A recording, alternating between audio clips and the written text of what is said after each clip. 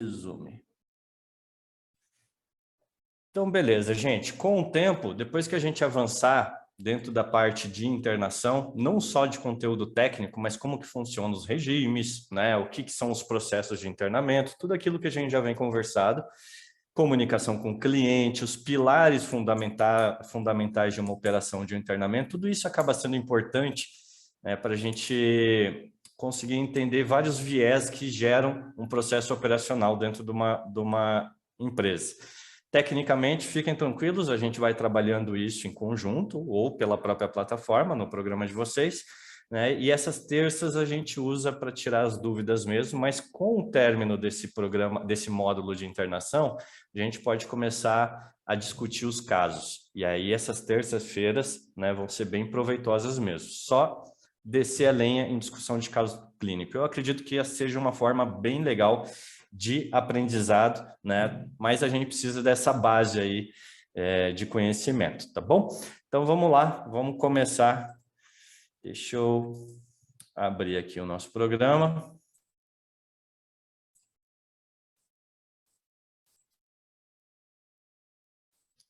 Que dispensa as apresentações iniciais. Vocês já me conhecem. E vamos começar a falar, então, de um processo de internação, tá? Aonde começa a admissão de um paciente? Ela começa no encaminhamento, independente de qualquer coisa, para que tenha um paciente hospitalizado aí na internação de vocês, ele passou por um processo de admissão, ele recebeu um encaminhamento nesse processo de admissão, e esse encaminhamento ele pode ser externo, pode ser um encaminhamento interno, pode ser um encaminhamento de um plano de saúde, né? Ou seja, várias formas a gente fazer o recebimento desse paciente, tá? E esse encaminhamento ele é gerado através de uma indicação médica, né? Então, o médico veterinário, ele estava no momento da avaliação do paciente, julgou necessário que aquele paciente precisaria de uma hospitalização, né? E são várias formas, como a gente conversou ou vem conversado, de como a gente consegue realmente indicar um paciente, a real necessidade que ele tem de estar hospitalizado ou não. Mas isso parte de uma indicação médica. Através dessa indicação, entra um outro pilar fundamental, que é o nosso cliente, né? Então, pensando lá no consultório mesmo, quem atende parte clínica, especialista, ou quem, de forma externa, não tem estrutura para receber, para hospitalizar o paciente que faz o encaminhamento, ele comunica com o cliente. E aqui entra um ponto bem importante também nessa comunicação, e é onde eu vejo que começa a ter algumas falhas nesse processo de encaminhamentos, tá? Que é, muitas vezes, não trazer para o cliente a real necessidade de tratamento e cuidados, de suporte do nosso paciente. Muitas vezes a gente erra no orçamento, a gente tem um pouco de uma mania interna de muitas vezes ter medo de passar um orçamento de acordo com o regime, e isso acaba sendo algo muito cultural também, né? Por exemplo, quando a gente começa a adicionar um regime adjacente dentro da nossa hospitalização, dentro da nossa internação, a gente começa a ver que tem muita gente que acaba achando que é um regime muito caro, ou seja, tudo isso a gente vai discutir para trazer o valor de um internamento mesmo, né? O que realmente vai estar sendo feito de tratamento ali, mas essa comunicação com o cliente, ela acaba sendo importante para não gerar depois problemas dentro da internação. A gente já vai falar um pouquinho mais sobre isso, tá? Mas o cliente, em tese, ele tem que fazer essa autorização, ele tem que dar essa ciência, né, de que ele autoriza que o paciente, o PET dele, ele seja hospitalizado. E o último viés do encaminhamento é a estrutura hospitalar, né? O hospital ele precisa ter suporte estrutural físico e também logístico operacional para fazer o recebimento de um paciente para ser internado. Muitos hospitais veterinários não têm todos os regimes, mas a gente está falando de uma estrutura que tem capacidade para fazer o atendimento, né, em tese de qualquer gravidade, e aquilo que vai ser necessário, suporte avançado, a gente agora está começando a evoluir para isso também, para receber do A ao Z, tá? E aqui fica uma dica, né, de como que a gente pode não pecar nesse processo, nesse fluxo de admissão de um paciente, né? Tudo começa pela triagem. O que a gente mais tem falado até agora é esta questão da triagem, né? Existem várias formas de triar o meu paciente para eu entender se aquele paciente ele tem alguma gravidade ou se ele demanda uma internação, uma observação, uma hospitalização, né? Então, posso ter muitas vezes um vômito que naquele momento ele não tinha indicação de uma hospitalização, mas de acordo com a triagem que eu faço, se eu comecei a checar que esse paciente está desidratado, se eu comecei a checar algumas avaliações hemodinâmicas desse paciente, por exemplo, mucosa, tempo de preenchimento capilar, estou começando a ver que a fisiologia dele é um paciente que a hospitalização vai trazer benefício para ele, por mais que seja um vômito, né, eu já tenho essa indicação médica através da minha triagem. Tudo começa na triagem. A gente falou muito do score do Quick SOFA, né, a sequência rápida. Eu adoro esse score pelo fato dele ser simples e muito focal, muito direcionado para obter informações de gravidade do nosso paciente ou risco de descompensação. Mais uma vez, Quick SOFA é aquele score que vai dizer para a gente, esse é o paciente que tem mais tempo de... Quick SOFA alterado, né, gente? É o paciente que tem mais tempo de hospitalização, é o paciente que tem mais risco de descompensação, né? Junto com isso, a gente tem o SOFA, que é o que a gente vai começar a abordar daqui para frente, ou seja, não vale só ter um tipo de score para avaliar a gravidade do meu paciente. Pode ser que nesse score o paciente não tenha critério, mas em outros scores que vão sendo um pouco mais minuciosos, eles acabam obtendo critério para hospitalização. Tem o próprio Apple Score, ele é muito utilizado dentro da nossa rotina veterinária também, a gente vai falar dele. Tem critérios de SIRS, né? SIRS é uma síndrome de uma resposta inflamatória sistêmica de um paciente. É muito simples a gente avaliar de forma clínica dentro do consultório se esse paciente ele tem critério de SIRS ou não, e a própria sepse também, que a gente vai começar a abordar daqui para frente. Mas de uma maneira geral, a triagem ela não é mais subjetiva. A gente está aprendendo o score de classificação do paciente justamente para apontar que aquele paciente ele precisa ter uma hospitalização. O professor Rabelo ele sempre cita uma história de que ele levou, né, o filho dele num pronto-socorro, pronto-atendimento, fizeram lá uma triagem muito ruim, né, e ele, com o aprendizado que ele tem da medicina veterinária, com os scores que a gente utiliza para classificação de paciente, chegou para quem estava fazendo a triagem e falou, não, olha, eu estou aqui com febre, eu estou aqui com tal parâmetro alterado, isso daqui me dá classificação para tal coisa, isso daqui é gravidade, tem critério de hospitalização, eu quero fazer a internação, né? Ou seja, é bem interessante a gente começar a saber fazer muito bem essas triagens, né? E a gente já aprendeu lá nas aulas de emergência como a gente tria muito bem um paciente para trazer critério e gravidade para esses pacientes.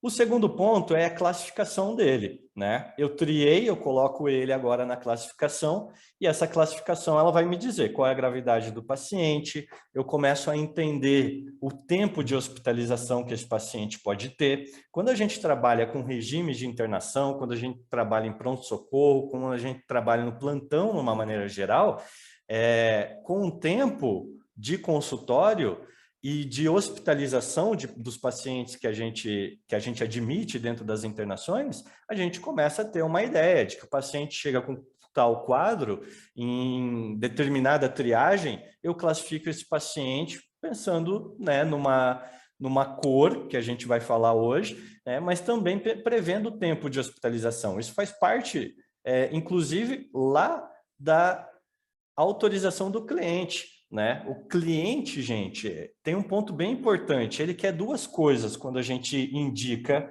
né, uma hospitalização. Uma delas é a segurança. Ele quer que a gente demonstre segurança. Ele confia no teu atendimento para falar assim, olha, se o veterinário com esse vômito está dizendo que precisa ser hospitalizado porque o tugor de pele está muito alterado, tem enoftalmia, é um paciente que desidratou, por mais que tenha sido um vômito, né? Um vômito num paciente de 3 quilos é diferente de um vômito num paciente de 30 quilos, né? Então, um vômito pode ser justificativa suficiente para a gente indicar hospitalização para esse paciente, né? Diferente da gente que vai lá, toma um sorinho em 2 horas, os cães e os gatos eles precisam de um período maior para fazer, por exemplo, fluidoterapia e restabelecer a hidratação daquele paciente, né? Mas o cliente, em tese, ele quer segurança nisso. Então, você garantiu segurança, ele confiou em você, o segundo ponto que ele vai pensar na percepção do cliente é a questão financeira, né? E aí que está a importância de uma boa triagem para você fazer a indicação, mas também saber classificar o teu paciente para poder dizer, olha, a previsão desse paciente vai ser 2 dias internado, olha, 24 horas só para a gente ver como vai ficar, né? E eu acho que o que eu vejo trabalhando com as equipes, que muitas vezes geram problema ou uma insatisfação no cliente, não é indicação, ele estava seguro de que aquilo seria o melhor tratamento para ele. Talvez falhou em ser, não considerar que aquele paciente ele precisaria de uns 2 dias pelo menos, né? Ou seja, falando de uma maneira bem direta, né? Um papo muito aberto com o cliente, né? E colocando para ele uma previsão sempre maior daquilo que você espera. Esse é importante, porque depois no contexto financeiro, né, orçamentário, o cliente ele começa a reagir, né? Opa, mas me falaram que em 24 horas estaria resolvido. Essa garantia a gente não consegue dar.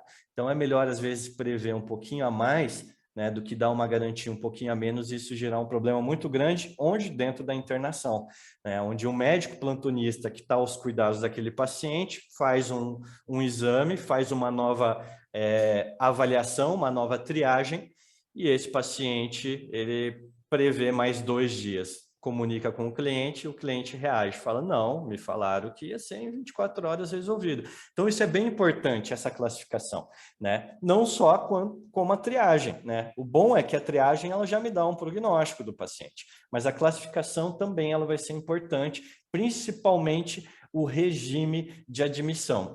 Esse é um ponto fundamental, gente. Agora que a gente vai aprender o que cada paciente tem e o que eles precisam dentro da nossa internação, esse vai ser um ponto importante aí para a gente triar o paciente no regime certo, porque depois mudar o regime de um verde para um amarelo é muito mais difícil do que você trazer do amarelo para o verde, na perspectiva, na percepção, né, do cliente. Então, isso é bem importante. Por isso que eu sempre falo desses elos, né, desses pilares, como eles se encaixam, que é onde a gente começa a ver as maiores falhas e as maiores dificuldades que a gente tem na comunicação. Tudo é comunicação, gente. Tudo é comunicação. E junto com isso, dentro dessa classificação, saber que recurso que esse paciente vai precisar. Se esse é um paciente verde que só tem um vômito, ele só precisa hidratar, 24 horas ali já é o suficiente para ele, perfeito. Agora, será que esse é um paciente que ele já depende de um oxigênio? Então, quanto mais recurso ele precisa, muda o regime que ele também vai estar, né? Isso é importante. Se o paciente chega com dispneia, ele já lá na triagem está apontando gravidade para a gente. Então, se ele apontou gravidade, na minha classificação eu já considero, opa, uma triagem alterada por Quick-Solfa, por exemplo, Apple Score, né? Se eu fiz SIR, sepsis, independente do caso, né? Já tem critério, já tem avaliação de disfunção orgânica, por exemplo, esse é um paciente que eu sei que ele vai precisar de mais recursos. Então, a gente vai falar que como essa classificação ela é gerada através dos recursos que o paciente vai demandar durante a admissão dentro da internação. Tá? E a partir desses recursos, eu sabendo que ele vai precisar de oxigênio terapia, eu sabendo que ele vai precisar de prova de volume, eu sabendo que é um paciente muito idoso, que já não tem mais periferia de tantos acessos que fizeram no encaminhamento dele, no hospital que ele estava, um paciente já chega sem veia. Isso acontece, gente, né? Eu sei que ele vai precisar de um acesso central, ou seja, começo a distinguir tudo isso e continuo, né, fazendo o meu encaminhamento de forma interna, né, ou um cenário ideal e perfeito seria que isso tudo que a gente está conversando fosse feito externamente também, tá bom? E a partir desse momento se define o regime daí, através do recurso que esse paciente vai precisar. Ou ele vai para uma enfermaria dentro da internação, né? Ou ele vai para uma unidade semi-intensiva ou ele vai para uma unidade de terapia intensiva. Né? É isso que eu já vou classificar durante esse ato de encaminhamento. Né? Mais uma vez, estou dentro do meu consultório, trabalho aí dentro do hospital, não deixa de ser um encaminhamento que eu estou fazendo para internação. Então, a gente vai criando essa forma, esse padrão de atendimento, para que os encaminhamentos eles não passem a ser aquela comunicação verbal. Sai do consultório, conversou com o cliente, de repente entra lá dentro do internamento, fala, olha, esse paciente vai ficar internado e esquece o paciente lá dentro. Quantas vezes isso já não aconteceu? Né? Eu sei que essas coisas acontecem porque isso acontece em todo o hospital. Então, esse fluxo aqui, ele serve justamente para a gente padronizar, né, e estabelecer um padrão de admissão. Né? Admitir o paciente e alta do paciente, né, são os pontos principais aí que a gente tem dentro das internações. Falhou na admissão ou falhou, por exemplo, lá na alta do paciente, é onde a gente vai ter os maiores problemas aí. E a partir desse momento que eu fiz triagem, classifiquei meu paciente, já disse qual é o regime que esse paciente vai estar, eu faço todo o processo de admissão desse paciente, e esse é um ponto importante. Por quê, gente? Porque, mais uma vez, comunicação é tudo. Se eu falho na minha comunicação, entrego o paciente sem colocar o paciente no sistema de forma adequada, para vocês terem ideia, sem pesagem do paciente.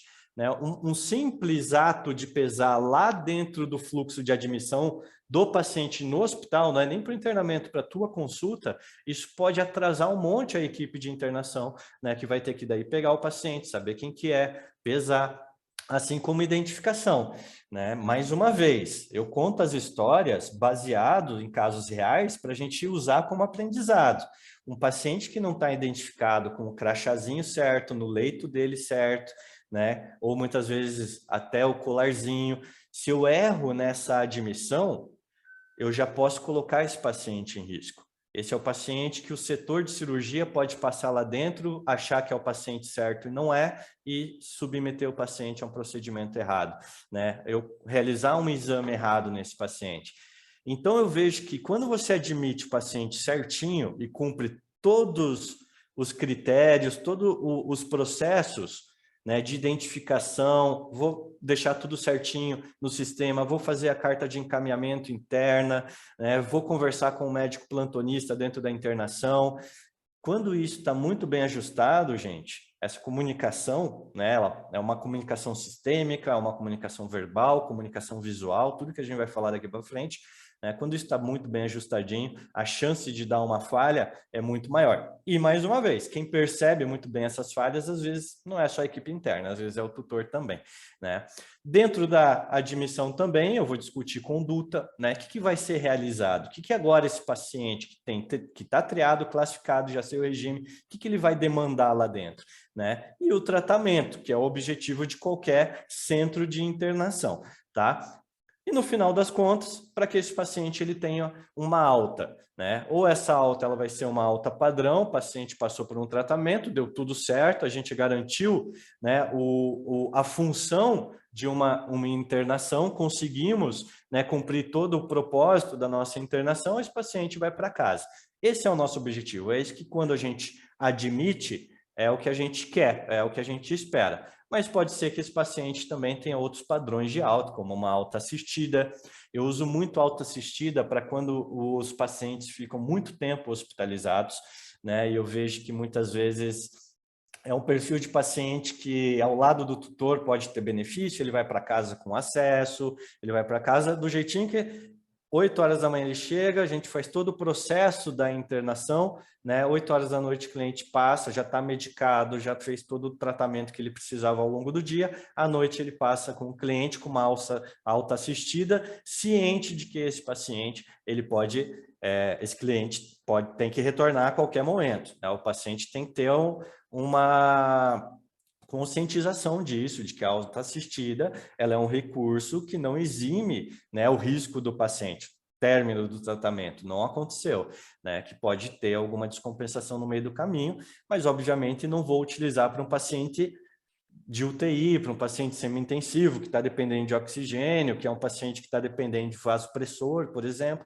né? É mais para um paciente que, sei lá, está tratando uma ferida, é um paciente que já é um pouco mais crônico, e a gente vai tendo essa possibilidade também, né, de trazer esse recurso que eu acho que é muito benéfico, que é a alta assistida. Ou alta solicitada, quando o cliente ele não quer, por questões de custos, de insatisfação, né, conversou com a prima que era veterinária e ela achou que era melhor internar em outro lugar, né? Mesma coisa, autorização para isso faz a alta solicitada. Ou a alta de óbito, né? Que infelizmente a gente está à mercê disso também. Trabalhamos com internações, né? Com hospitalizações de pacientes e a gente sabe que por mais que a gente lute pela vida deles, muitas vezes, né? O paciente acaba tendo um desfecho. A vida toma um desfecho diferente daquilo que a gente gostaria, tá bom?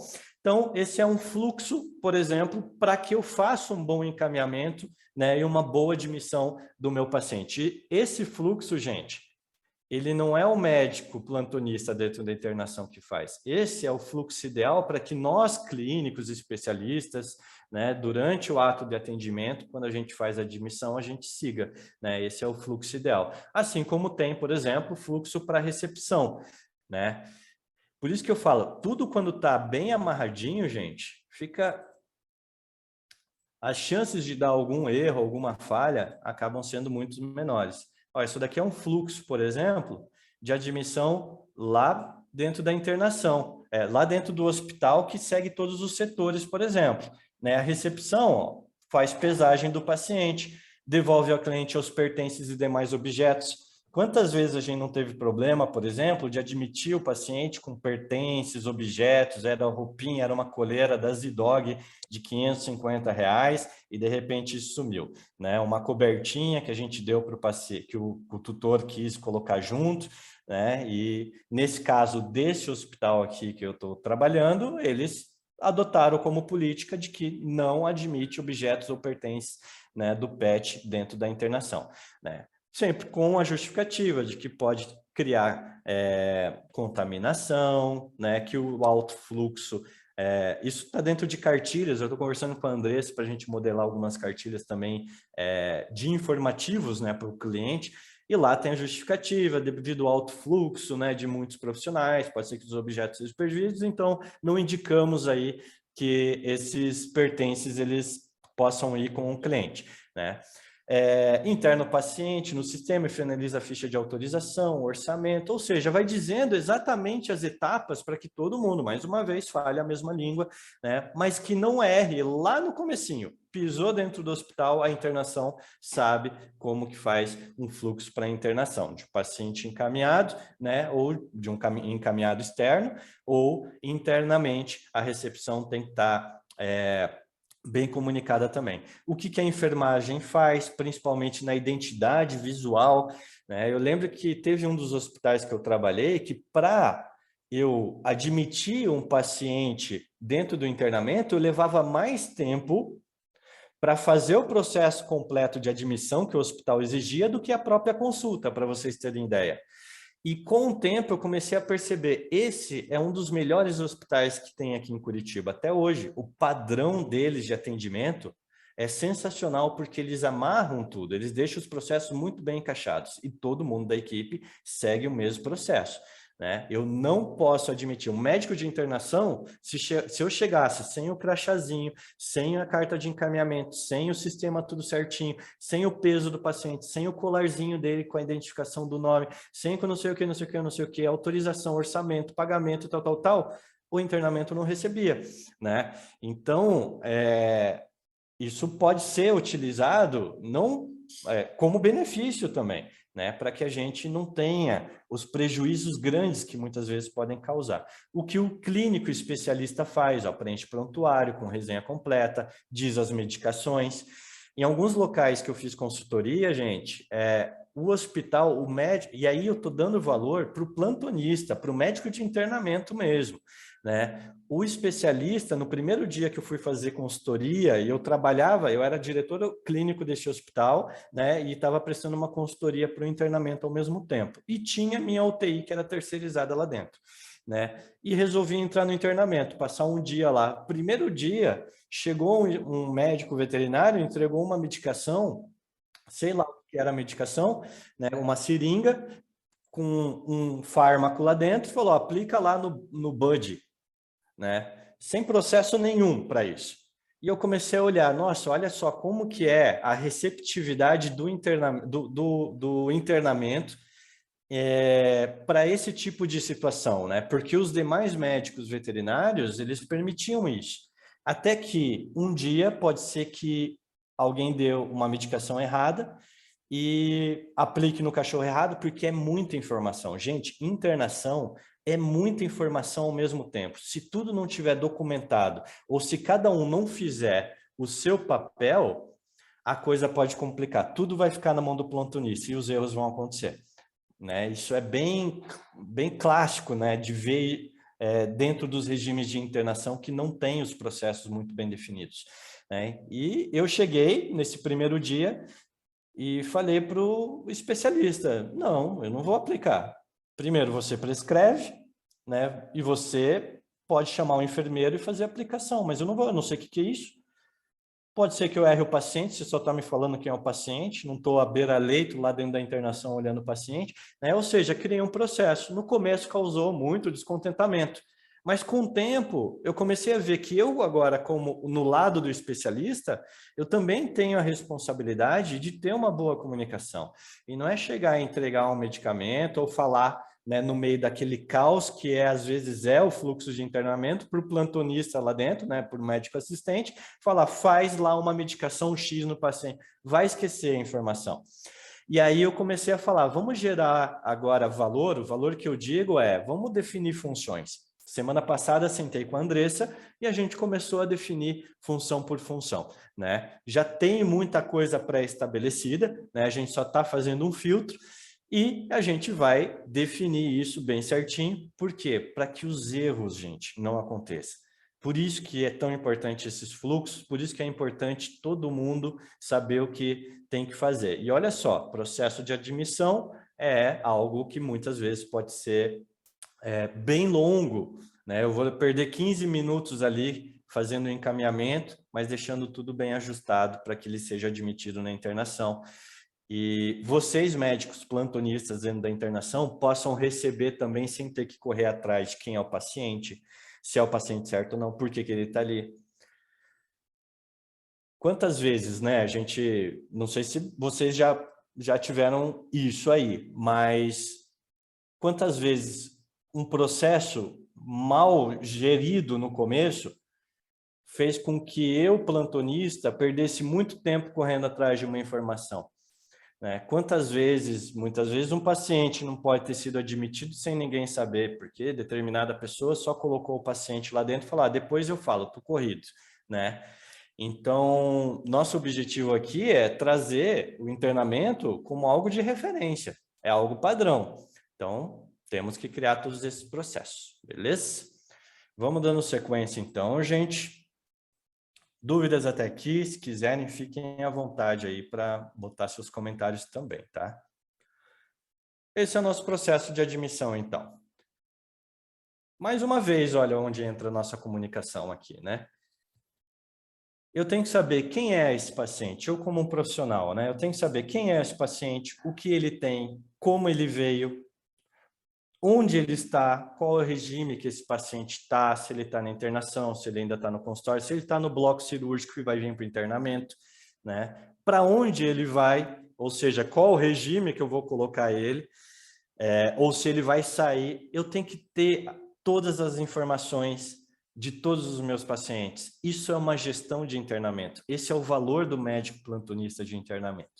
Ele saber, paciente por paciente, para o gestor, para o cliente, para o encaminhante, ligar e falar, a Mel, como é que está a Mel? Eu saber quem é a Mel, eu saber o que ela tem, eu saber como ela veio, saber onde ela está, saber para onde ela vai e por quê, né? Mais uma vez, ferramenta de coach que a gente usa nos treinamentos aí de liderança de equipe, e aqui a gente vai formar líderes, todo mundo, né, como liderança, de uma maneira geral, plantonista, gestor, médico veterinário é uma liderança, né? Então a gente tem que saber os porquê. Melhor ferramenta que tem, né? Sempre pergunte o porquê de todo paciente. Você tem todas essas respostas, pronto, tua comunicação está bem efetiva. Principalmente com os tutores. Os tutores também vão questionar tudo. Quando a gente tem, né, essas informações, a gente traz aquele primeiro viés que o cliente avalia quando ele faz, ele dá a confiança da admissão dentro da internação, que é a segurança. Essa segurança, o médico clínico, ele pode ser muito bom, muitas vezes no discurso dele de venda, que a gente chama. Mas se dentro da internação falhar alguma ponta, o cliente ele já quebra essa segurança, né? Então é importante a gente sempre ter essas respostas a essas perguntas na mão, né? Além da comunicação, gente, identificação, mais uma vez, esse é um ponto extremamente importante, né? Onde eu tenho que saber o nome do paciente, a raça, a idade, se ele tem perdas ou não. Quando o cliente liga dentro de uma internação, né, a maioria deles, vocês podem começar a perceber, eles vão perguntar, fez xixi, não fez xixi, tomou água, não tomou água, comeu, não comeu, o que comeu?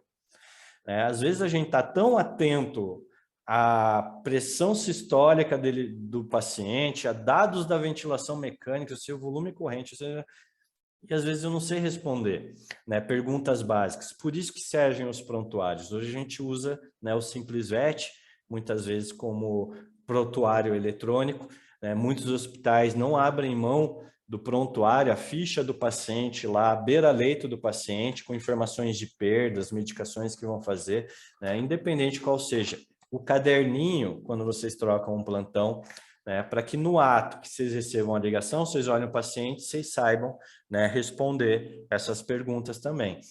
E muitas vezes essa resenha, ela é o que difere, né, o paciente que fez um exame certo ou não, que fez um procedimento certo ou não. Né? Pode ser que aconteça de ter 2 IORCs, né, chamado BOP.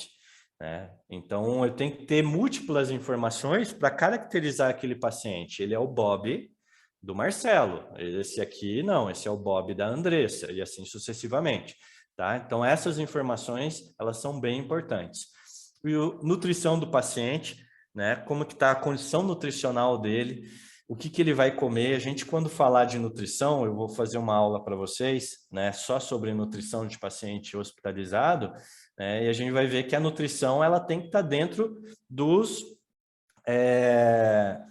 das primeiras horas do paciente admitido, a gente já tem que começar a pensar na nutrição. Além disso, né, muitas vezes o cliente vai levar, não sei se isso acontece aí com vocês, né, mas boa parte dos hospitais que eu trabalho, o cliente ele tem a opção de levar a comidinha dele e identificar, né, e eu tenho que saber, essa comida está na geladeira, de quem é, para não começar a ter um monte de comida vencida lá dentro, ou eu pegar a comida de um paciente e dar para o outro, ou pior ainda, né? O cliente liga, o Bob comeu? O Bob comeu, né? Ai, que bom, e o que ele comeu? Ele comeu a raçãozinha aqui, úmida. Não, mas eu deixei a comida aí.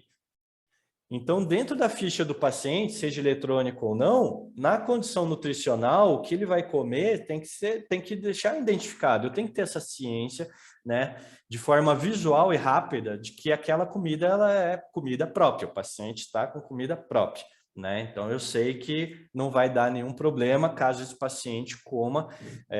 A gente teve um problema em um dos hospitais muito grande, de que o paciente ele tinha pancreatite crônica, comia uma alimentação X fornecida pelo nutricionista veterinário lá do paciente. Né? Em um momento, o plantonista ele não recebeu essa informação, não estava comunicado que a comida era própria, deu alimentação recover. Né? Recover é gordurosa, muito boa alimentação, hipercalórica e tal, né? Boa para paciente grave, mas o paciente fez pancreatite, isso deu, né, um processo muito grande. E tudo isso que eu falo, gente, pode parecer um pouco de besteira, mas é situações bestas mesmo, que às vezes podem gerar um desgaste e fácil comunicar. Né? Se a gente criar um preset dentro do nosso prontuário eletrônico ali, a gente pode deixar nutrição do paciente, o que é, quanto eu tenho que fornecer, se é próprio ou não é, né? Ou eu posso ter dentro do meu crachazinho de identificação lá, beira-leito do paciente, sobre a condição nutricional. Eu tenho que saber as medicações, para isso que serve o prontuário, para isso que serve o sistema, identificação de tubos e sondas, né? A gente vai falar só de dispositivos e essa parte de identificação, ela é extremamente importante, pessoal, extremamente importante para que não aconteça, né, de paciente com sonda de oxigênio receber nutrição, né, pela sonda de oxigênio, achando que era sonda nasogástrica. Pense mais uma vez, gente, nem sempre a gente está no melhor dia, nem sempre o internamento está tranquilo, né, e nem sempre os profissionais já estão treinados, né, ou os profissionais não estão submetidos, não podem estar submetidos a erros, né, a gente muitas vezes está à mercê disso, né, independente do padrão, do tempo de caso que você tem, do conhecimento. A identificação de dispositivo é importante. Eu tenho que saber que aquilo é um acesso venoso, que esse acesso ele foi feito por tal profissional e quando que foi feito esse acesso venoso. A gente vai ver lá nas aulas de dispositivos, por exemplo, dependendo do tipo de material, eu tenho que ter troca, né, ou não. Índice de Flebit pode mudar ou não. Então, quando está identificado, a gente consegue ter um padrão melhor, principalmente dentro desses acessos. Num dos hospitais que eu trabalhava, para vocês terem ideia, um mês só martelando acesso venoso. Vamos identificar índice Flebit, padronizar acesso venoso. Um mês, praticamente, só vendo acesso venoso, né? Então, para vocês verem a importância dos pequenos processos que a gente tem, são múltiplos processos. Se cada um, né, conseguir comunicar, se a gente tiver ferramentas mais automatizadas ou facilitadoras, que hoje o sistema permite isso, a gente consegue deixar tudo muito bem desenhadinho, tá? Classificação de paciente, exames, procedimentos diagnósticos e por aí vai, né, dentro dessa identificação. Mas a identificação, ela é uma identificação visual, muitas vezes, né, ou sistêmica, né? Como eu falei, a gente pode usar um sistema operacional, mas essa comunicação, ela tem que ter documentação. Se o primeiro plantonista preenche tudo, o gestor, né, da unidade, médicos plantonistas, veterinários, vocês são os gestores da unidade no momento que aquele plantão está sobre a responsabilidade de vocês, né? Peçam para que tudo seja identificado, tudo documentado. Se falha numa dessas documentações, às 24 horas de um plantão, 12 horas funciona, 12 horas não funciona, acabou. As outras 12 horas vai ter que começar tudo do zero, né? Então, a gente tem que manter a continuidade desse padrão. Documentação é tudo, informação é tudo, tá? E aí, olha só quantas coisinhas dentro de um processo, né, para admitir que a gente tem de um paciente. Vou lá identificar esse paciente, dizer, né, identificar os tubos, identificar o paciente, os crachás, o sistema, documentei tudo isso, o paciente é admitido. E por que que ele é admitido? Né? Se ele está num suporte de enfermaria, e agora a gente vai começar a criar essa cultura de subdivisão, né, de uma internação. O que é uma internação, gente? Internação é um ambiente onde eu admito pacientes para receberem um tratamento e suporte. Dentro da internação, ou eu tenho enfermarias, ou eu tenho unidade semi-intensiva, ou eu tenho unidade de terapia intensiva, tá? Então, a enfermaria, ela é um regime de uma internação, tá?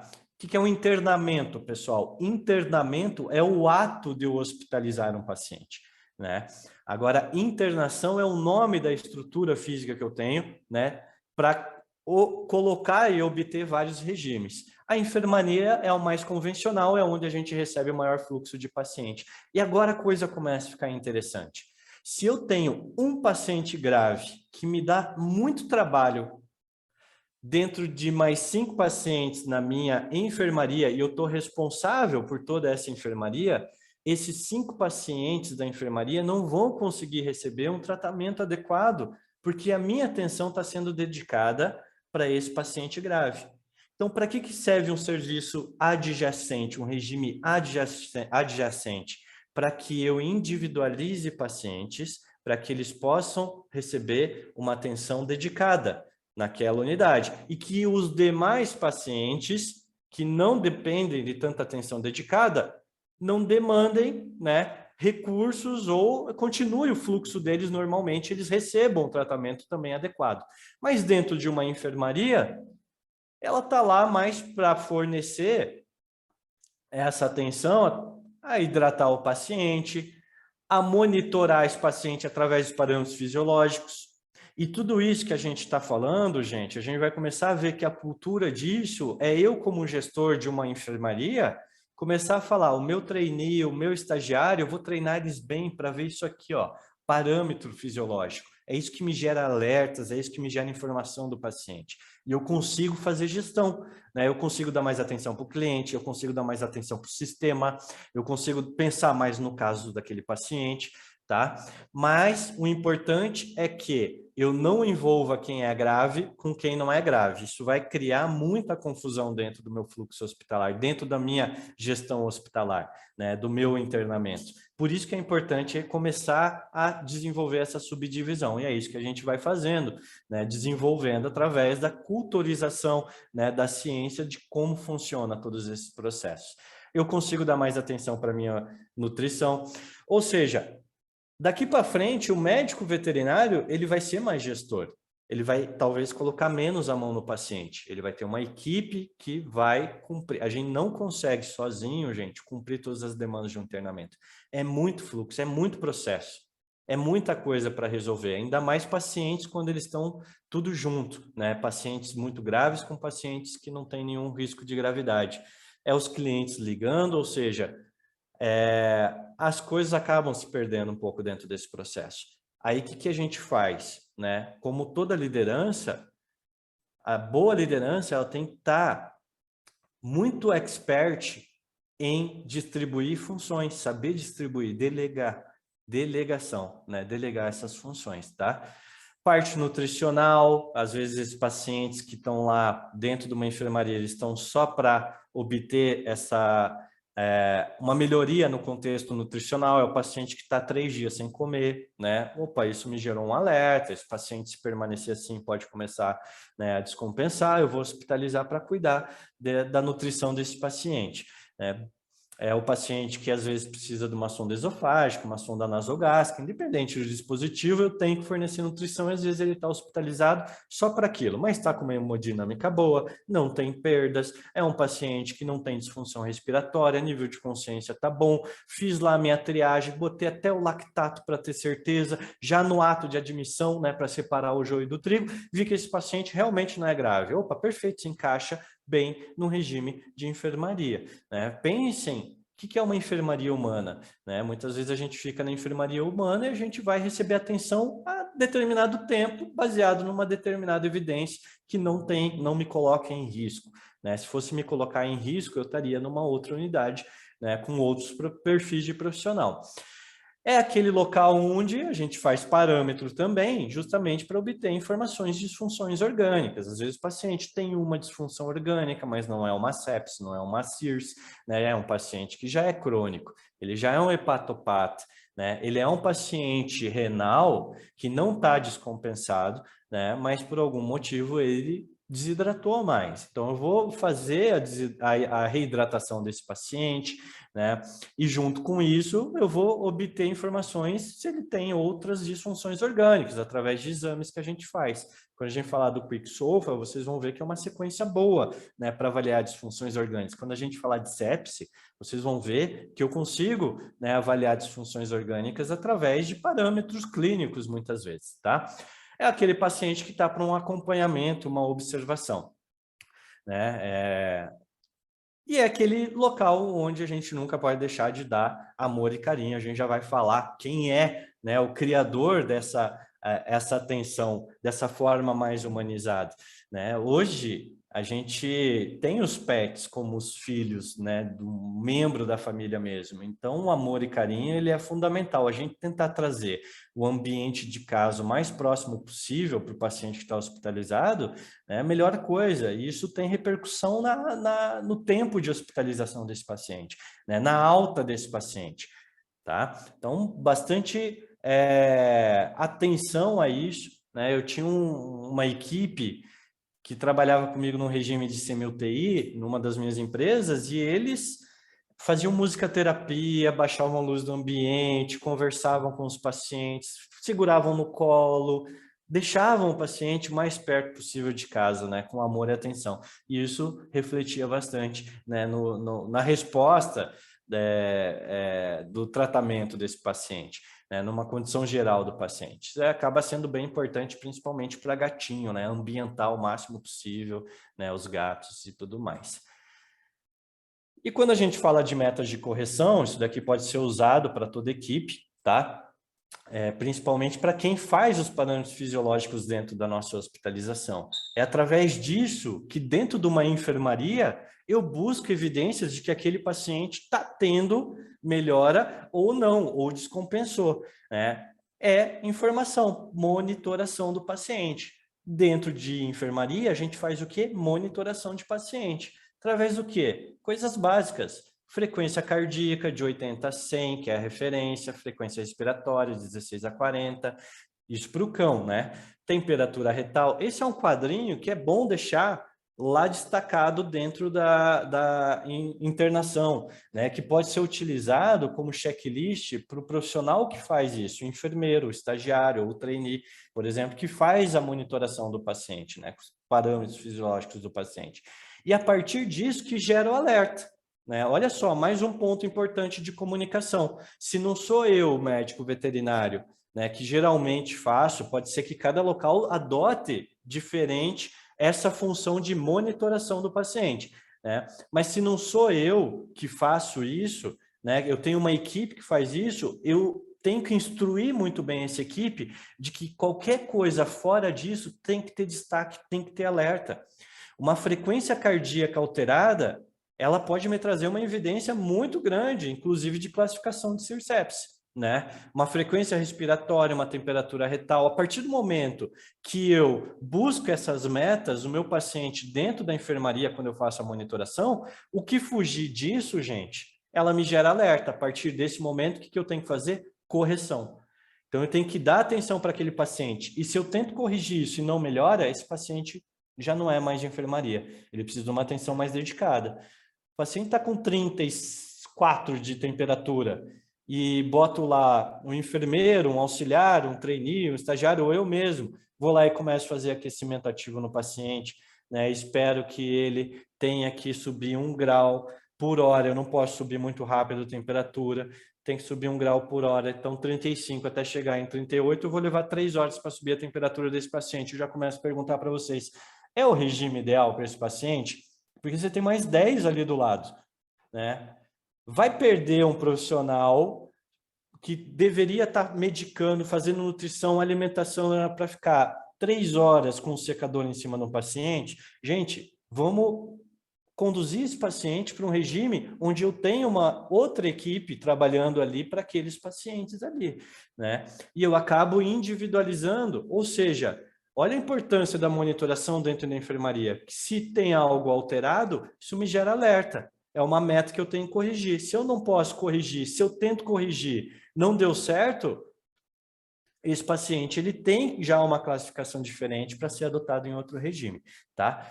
Ou seja, tudo isso é importante. Pressão arterial, seja lá com PET-MAP, com oscilométrico, com Doppler, né? Então, por isso que eu botei aqui como correção tanto a média quanto a sistólica.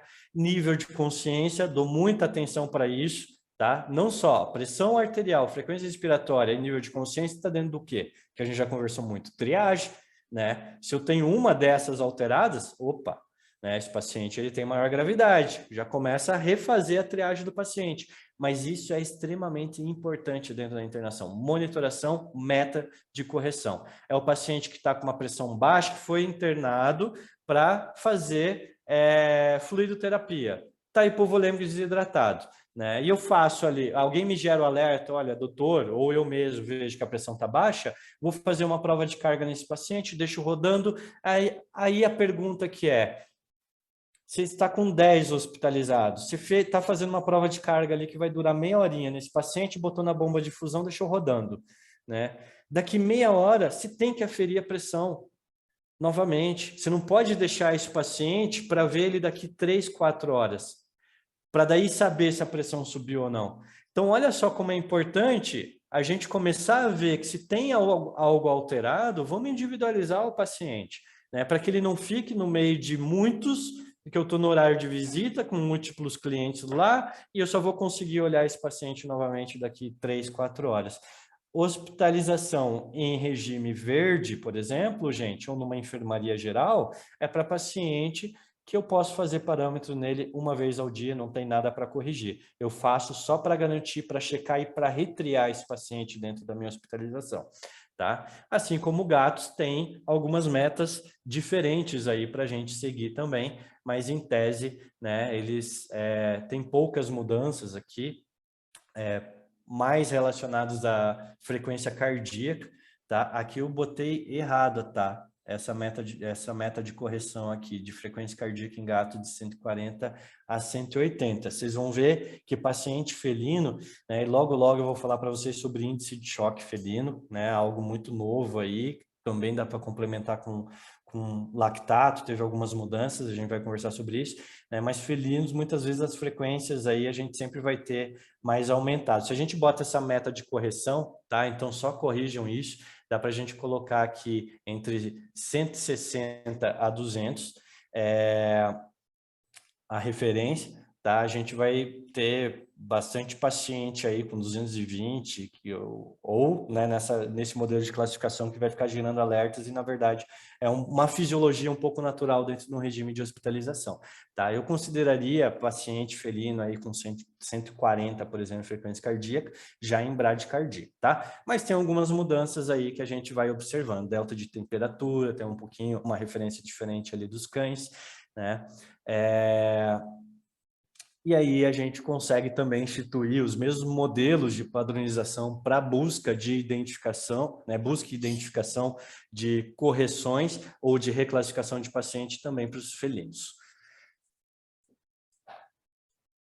E aqui, gente, isso seria aquele suporte de enfermaria, né? Quando a gente começa a falar um pouco de unidades de cuidado intensivo, né? Ou seja, de pacientes que já têm alguma meta de correção maior, unidade, critério de gravidade, um paciente que tem risco de descompensação, um paciente que vai descompensar, ele tem que ter uma monitoração um pouco diferenciada daquilo que a gente viu dentro de um regime de enfermaria.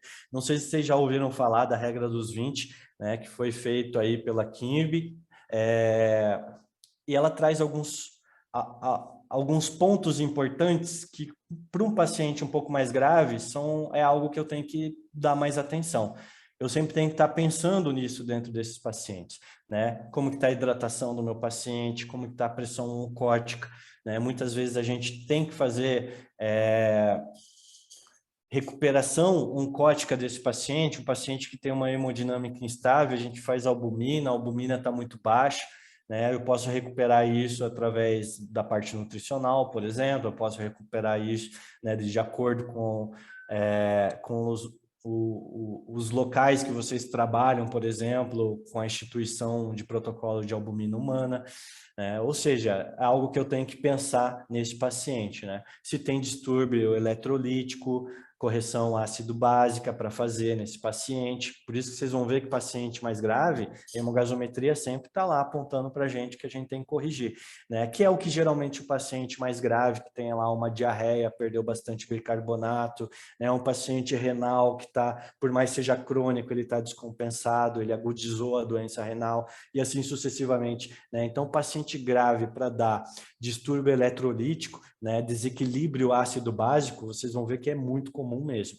tá? Como que está a atitude desse paciente, nível de consciência, sempre importantíssimo, né? Mais uma vez, estão em dúvida se o paciente está prostrado ou não, não esqueçam de usar lactato como ferramenta de busca de choque oculto, mas sempre pensem que a atitude do paciente reflete bastante, né, no tempo de hospitalização, na gravidade, na classificação do paciente, no risco de mortalidade que esse paciente tem, maior morbidade ou morbimortalidade desse paciente através do nível de consciência, né? Então, logo a gente vai aprender a fazer a escala de Glasgow desse paciente. Até então, a gente estava usando uma monitoração mais padrão com a VDN, seja na emergência ou seja na enfermaria, né? Mas quando a gente fala de regime de unidade de cuidados intensivos, a gente já está falando aí de um padrão de avaliação do status de consciência um pouco mais elaborado, né? Através das escalas de Glasgow, principalmente, tá? Frequência cardíaca, ritmo, contratilidade, então a gente tem que ter monitor, né? Olha só, dentro de uma enfermaria normal, muitas vezes não depende, não necessita um paciente estar com monitorização, né? Quando a gente fala de recurso eletrônico para fazer a monitoração do paciente, a gente está monitorizando esse paciente.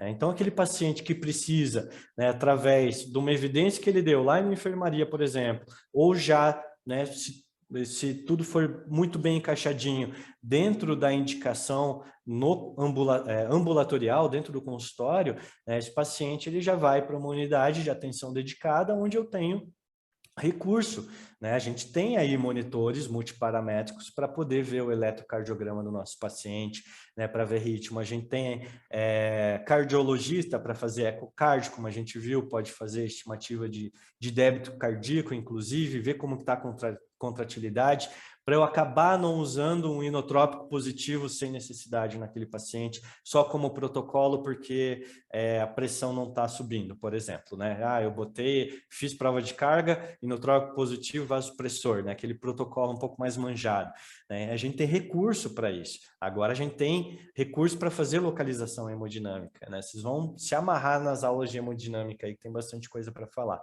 Pressão desse paciente, aí começa a ter métodos diferentes, né? Não é só oscilométrico, eu tenho ali pelo menos um Doppler, né? Para a gente poder fazer a aferição da pressão arterial, e logo, não sei ainda, tenho que conversar amanhã com a Andressa, se já tem multiparamétrico com módulo de invasiva, né? Ou se a Andressa já adota aí, senão a gente já começa a conversar, que é uma forma também, né, de alguns pacientes a gente fazer o acompanhamento da pressão arterial através de método invasivo também, tá?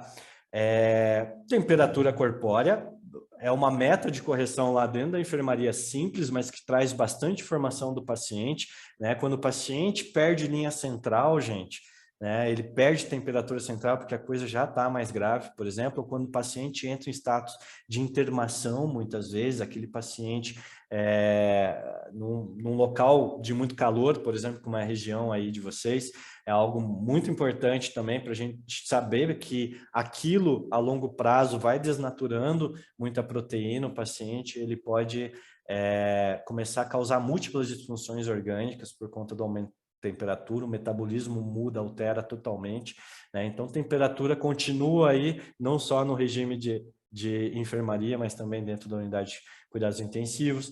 Parte de oxigenação, ventilação, a gente vai falar muito sobre isso, é a área que eu mais gosto aí, né? Sou bem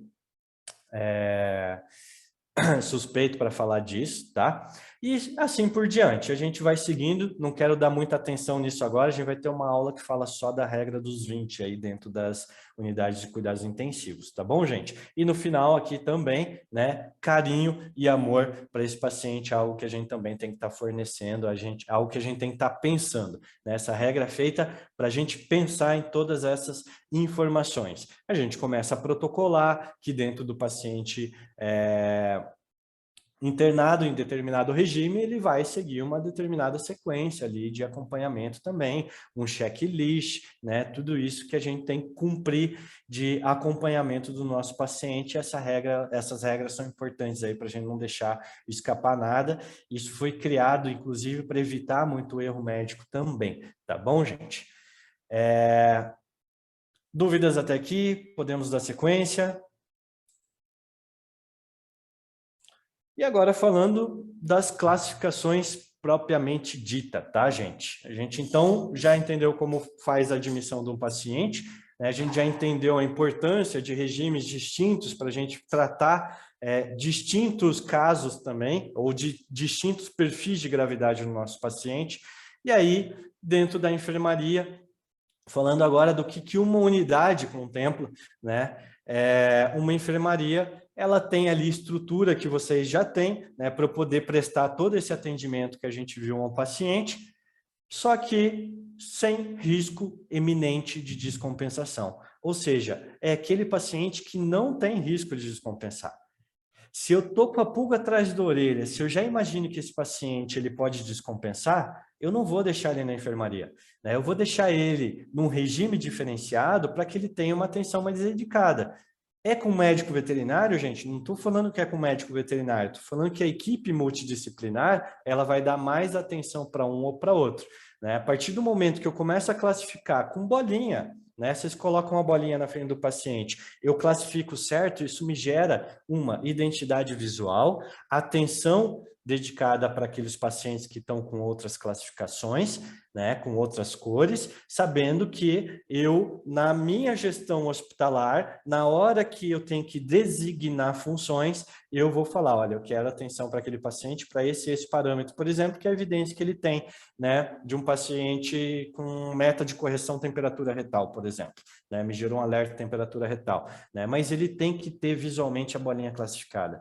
Se eu erro nessa bolinha, gente, parece muito besta isso também, né, algo muito bobo. Se eu erro nessa bolinha, né, existem estudos dizendo que, na minha percepção, mesmo eu tendo entendimento como médico intensivista, a cor, a gente está acostumado com a cor no trânsito, para vocês terem ideia. O verde eu posso passar. A cor, ela representa bastante um ensaio mental de que, por mais que eu saiba que aquele paciente é grave, eu estou vendo uma bolinha verde, talvez a minha percepção de atenção para aquele paciente mude, mesmo sabendo que ele tem meta de correção para ser cumprida.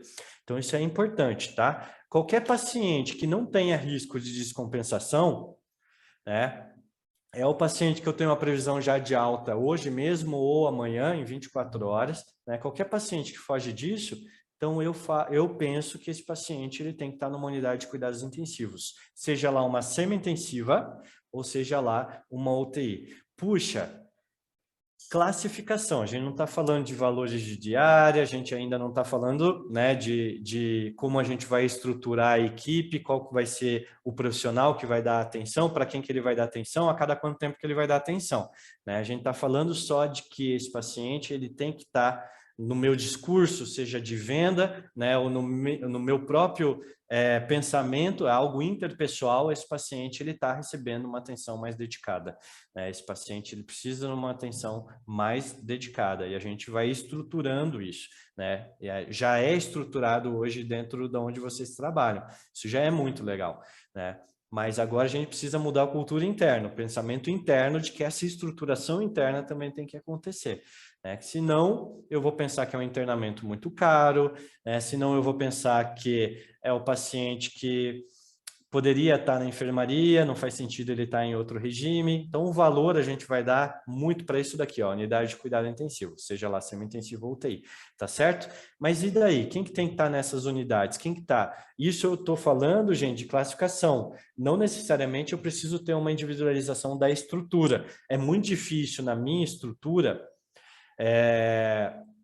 eu poder ter 20 internamentos e poder fazer a UTI neonato, a UTI pediátrica, a UTI cardio, né, a semi-intensiva, a enfermaria geral para idosos, enfermaria geral para felinos, enfermaria geral para caninos, né? Isso não dá, mas a gente tem que fazer independente, né, da classe, da estrutura física, a classificação, eu posso ter numa baia um paciente em enfermaria, né, e na baia do lado um paciente em cuidados intensivos, tá?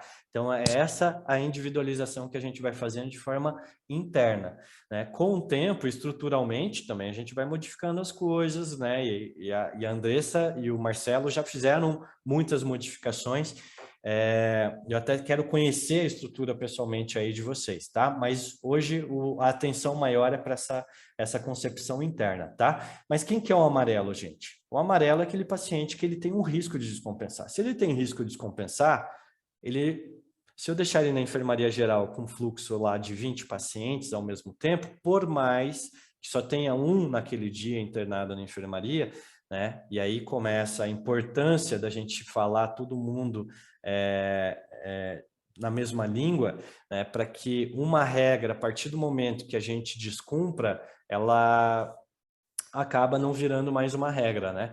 Então, isso tem que ser cumprido de certa forma por todo mundo. Mas o amarelo é aquele paciente que tem risco de descompensar. Ou me gerou alerta aqui dentro da enfermaria já, com aqueles parâmetros que a gente viu, com aquelas metas de correção, ou ele é um paciente que ele já chega, né, com scores que o médico que fez o atendimento já classificou, o especialista já classificou, né, o outro local já encaminhou, né? Por isso que nas cartas de encaminhamento é importante ter o detalhamento dos parâmetros fisiológicos também, que aí a gente já sabe aonde admitir esse paciente, né? Mas é um paciente de cuidados, né? Atenção mais dedicada, tá?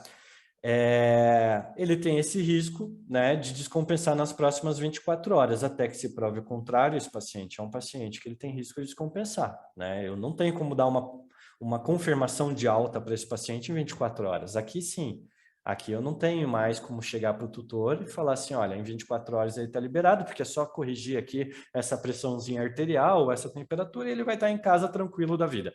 Não é bem assim, né? Então, se eu já tenho um risco de descompensar, eu já tenho que dar uma previsão maior aí. Olha, amanhã a gente reavalia, se tudo der certo, né? A gente pode começar a conversar sobre previsão de alta, tá?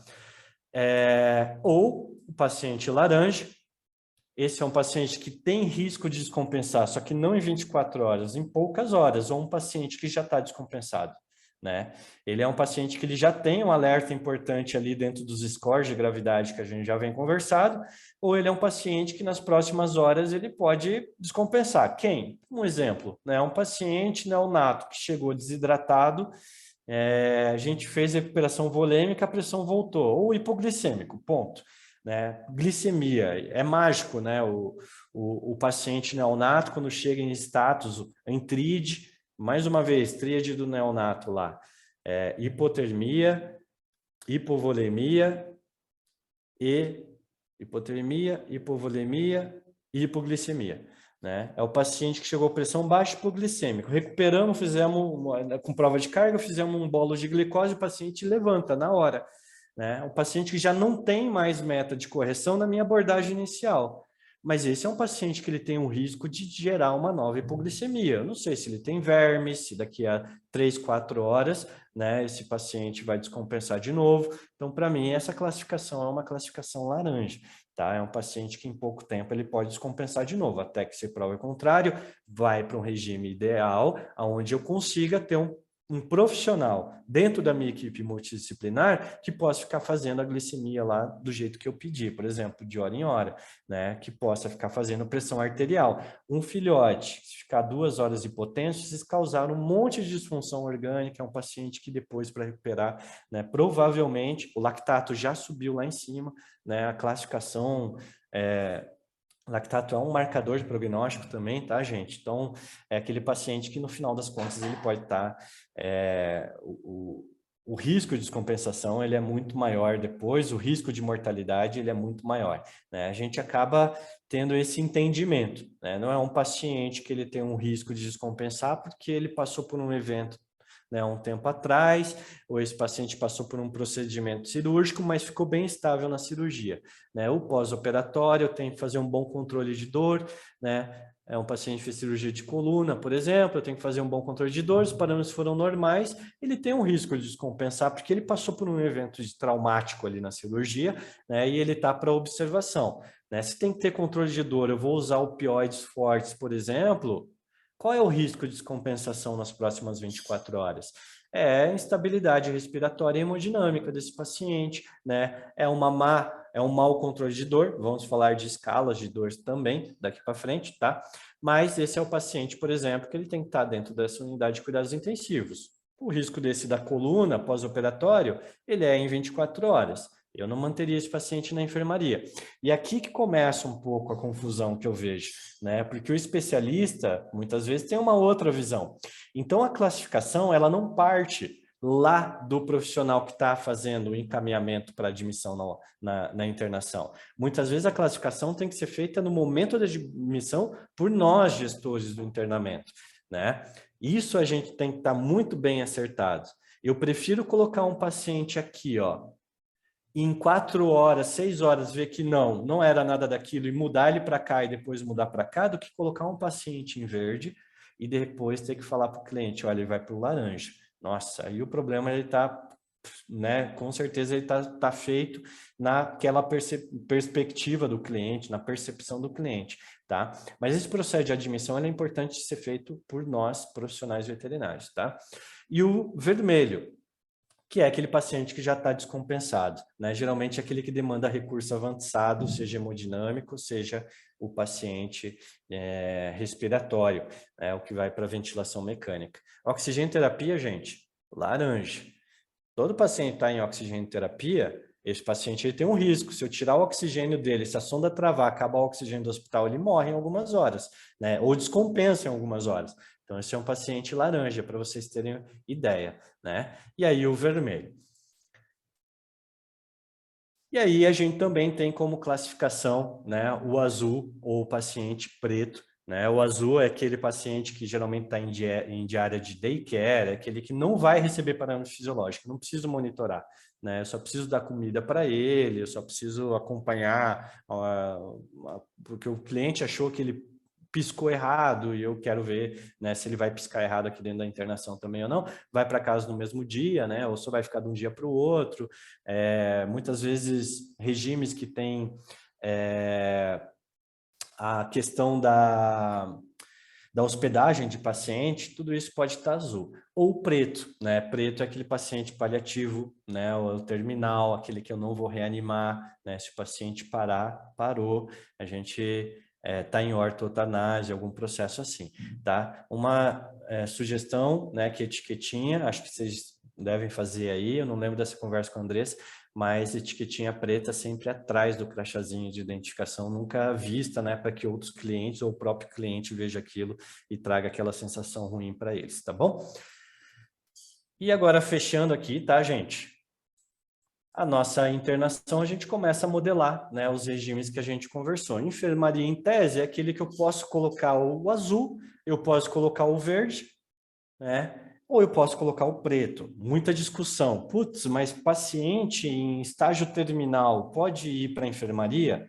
Pode, gente. Inclusive, no último congresso que eu fui de medicina intensiva, eu sempre vou nesses de medicina intensiva humana, né? Eles têm bastante coisa assim para agregar. Eles falam bastante cuidado paliativos de paciente, ou UTI, né? Ou não UTI. Ah, mas vai ocupar a vaga de UTI. Eu gosto de fazer na UTI, mas isso, né, já é discutido até na medicina humana. Então, não tenho aqui que contestar a opinião. Acaba ficando um pouco pela liderança de vocês, tá? Pela gestão hospitalar, definir ou de caso a caso, né? Muitas vezes esse paciente ele vai ocupar uma unidade de cuidados intensivos ou não, mas é um paciente que sim, pode passar por cuidados paliativos dentro da UTI. Eu quero monitorizar ele com frequência cardíaca, um paciente que está fazendo ortotanásia, por exemplo, né? Para que não traga. A importância é que, independente disso, na minha concepção, não traga dor e sofrimento para o paciente. Então, para mim, a melhor unidade para esse paciente ficar é uma unidade de cuidados intensivos, né? Poderia estar aqui na semi-intensiva também, né? Mas eu botei dentro da unidade de terapia intensiva. A enfermaria, então, em tese é para isso. Paciente que vai para casa em 24 horas, não tem risco de descompensar, eu posso fazer, né, um parâmetro por dia, não por turno, tá, gente? Um parâmetro por dia eu posso fazer nesse paciente. De semi-intensivo, o ideal é que a gente faça, né, um parâmetro a cada 4 horas, se não tiver meta de correção. Não é que o paciente teve uma pressão baixa, fiz uma prova de carga lá, estava com 90 de sistólica. Fiz uma prova de carga, eu vou botar esse paciente na semi-intensiva para acompanhar, é uma meta de correção, vou ficar em cima, tá? Mas se é um paciente que já está corrigido, eu posso fazer lá parâmetros a cada 4 horas, ou pelo menos a cada turno, né? É um paciente de semi-intensiva, né? É um paciente que está, por exemplo, com muitas perdas, muito desidratado, era mais questão volêmica, né? Um paciente que eu posso botar na semi-intensiva. Na unidade de terapia intensiva, né, o que a gente chama de terapia, o que classifica ou faz a mudança desses regimes? A gente falou do regime de cuidados intensivos, tá? Mas o que faz a diferença disso daqui, gente, está no tipo de suporte, não do paciente. Né? Eu posso pegar um paciente e classificar ele para unidade de cuidados intensivos, independente se ele vai ser semi-intensivo ou UTI, tá? Então, unidade de cuidados intensivos é uma unidade que tem uma atenção mais individualizada, tá? O que muda é o recurso. Por exemplo, semi-intensiva é uma unidade, né, onde eu tenho que ter mais parâmetros fisiológicos, não só uma vez por dia, por exemplo, como a enfermaria. Eu posso ficar tranquilo que ele não vai descompensar, né, só estou garantindo ali um parâmetro fisiológico para ele.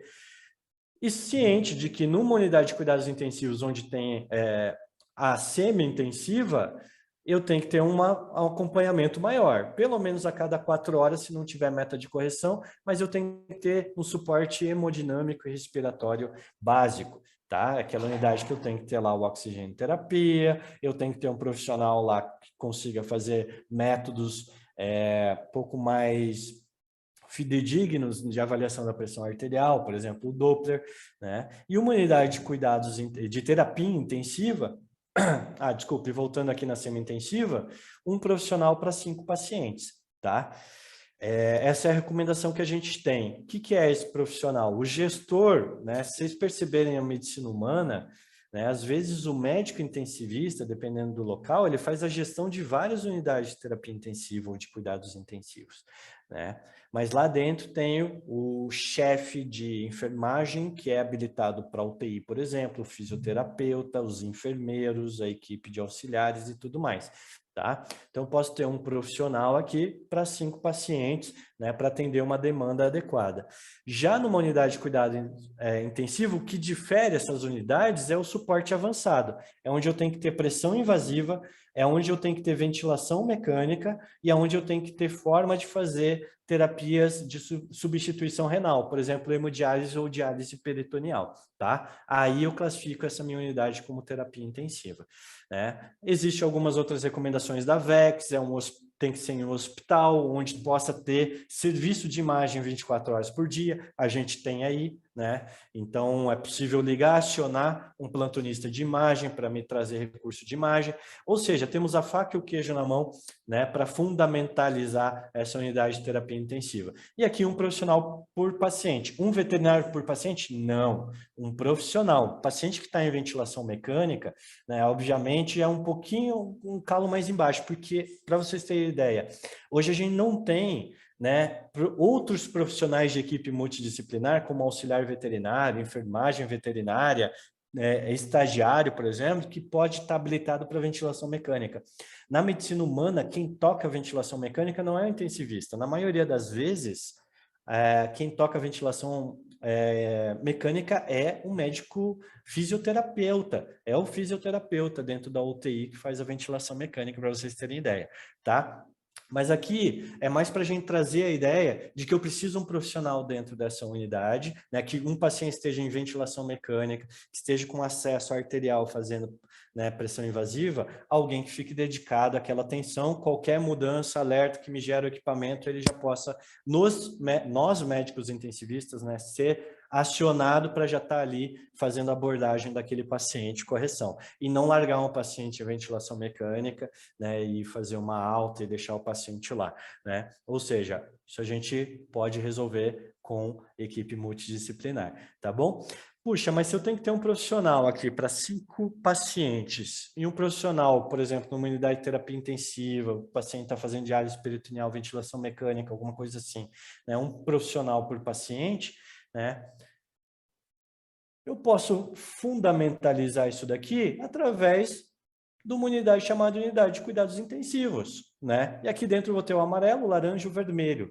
Por quê, gente? Porque até o meu fluxo de paciente nessa unidade ultrapassar esses 5 pacientes, 6 pacientes, que seja, né? Eu consigo ter um profissional dedicado só para aquela unidade. Ele vai conseguir dar atenção dedicada dentro dessa unidade de cuidados intensivos.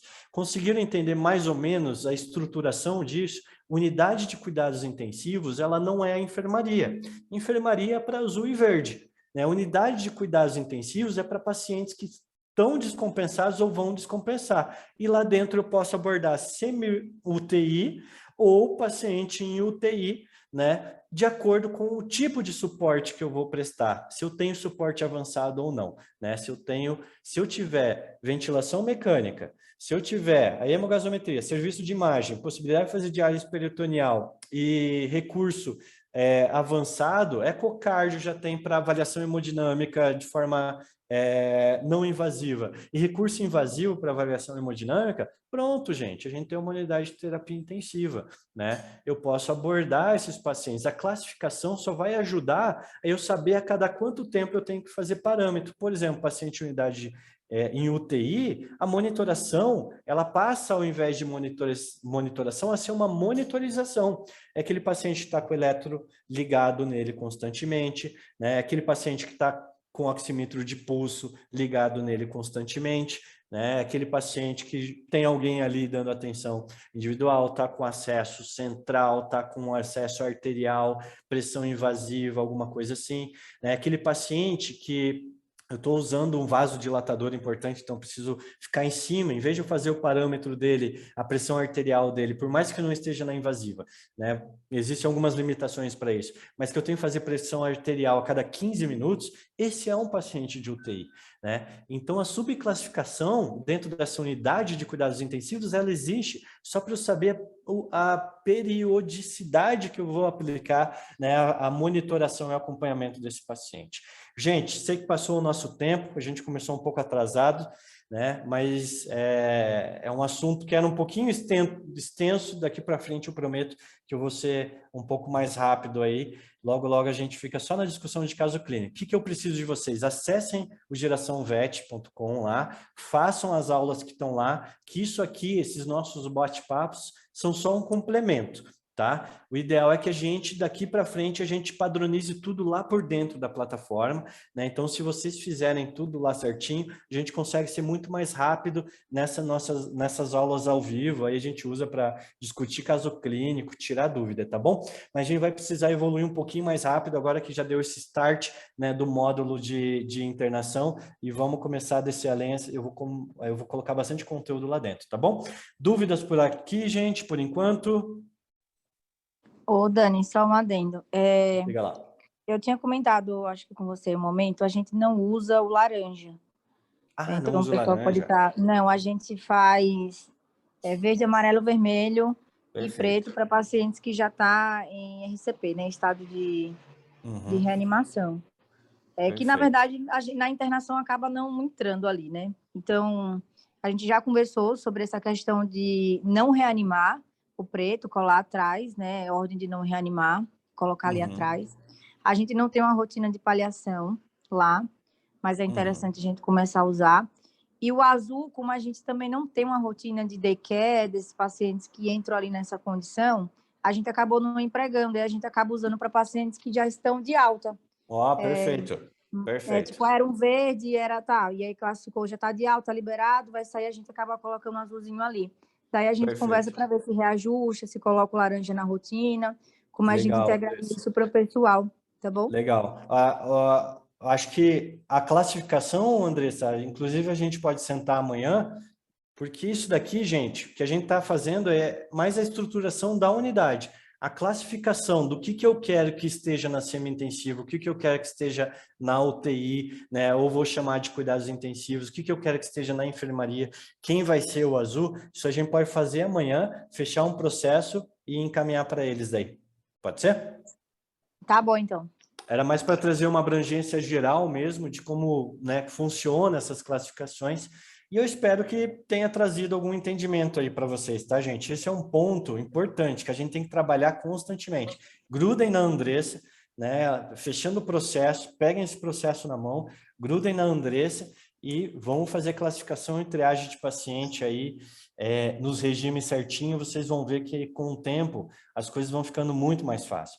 É bonito de ver, pessoal, a estruturação acontecendo de forma adequada internamente, porque vocês, como plantonistas, vocês vão ver que a sobrecarga muda a partir do momento que eu classifico certo, a partir do momento que, se a triagem não vem certo, eu consigo triar de forma adequada, né? A partir do momento que após, dentro da internação, eu deleguei exatamente de acordo com a classificação, né? Independente, né? Agora, se a gente vai adicionar o laranja ou não, né? Isso a gente, ou se a gente vai mudar a nomenclatura das unidades, o mais importante é paciente que tenha critério, ele precisa ter uma forma de acompanhamento diferente. A atenção, ela é diferente, gente, né? Eu vou dar atenção, independente da unidade, eu vou dar atenção para a bolinha amarela, diferente da bolinha que está em verde, tá bom?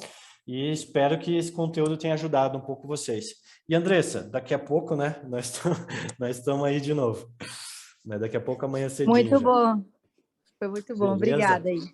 Gente, brigadão. Um grande abraço para vocês. Desculpa a demora mais uma vez e até semana que vem, então. Um abraço. Valeu, Daniel. Boa noite, amigo. Valeu, Obrigada, gente. tchau. Boa noite. Até mais. Tchau, tchau.